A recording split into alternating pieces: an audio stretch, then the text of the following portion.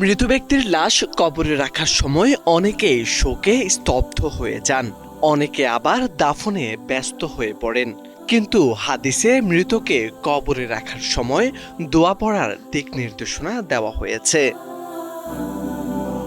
মানুষের জীবনের শেষ অধ্যায়টি নীরব, গভীর ও হৃদয় ছোঁয়া।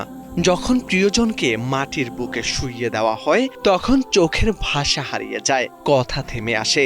ঠিক সেই সংবেদনশীল মুহূর্তে রাসূলুল্লাহ সাল্লাল্লাহু আলাইহি ওয়াসাল্লাম আমাদের জন্য রেখে গেছেন সংক্ষিপ্ত কিন্তু অত্যন্ত অর্থবহ একটি দোয়া, যাতে মৃত্যুর বিদায়টিও আল্লাহর স্মরণে ও সুন্নাহর আলোয় ভরে ওঠে।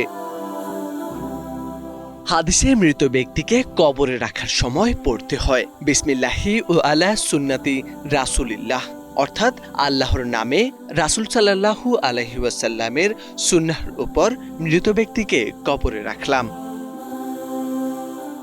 হাদিসের আরেকটি সহিহ বর্ণনায় দোয়াটি এসেছে বিসমিল্লাহি ও আলা মিল্লাতি রাসূলিল্লাহ, অর্থাৎ আল্লাহর নামে রাসূল সাল্লাল্লাহু আলাইহি ওয়াসাল্লামের মিল্লাত বা ধর্মের উপর মৃত ব্যক্তিকে কবরে রাখলাম। হাদিসে ব্যবহৃত সুন্নাহ ও মিল্লাহ উভয়টির অর্থ প্রায় একই। দুটি বর্ণনাই সহিহ এবং আমলযোগ্য।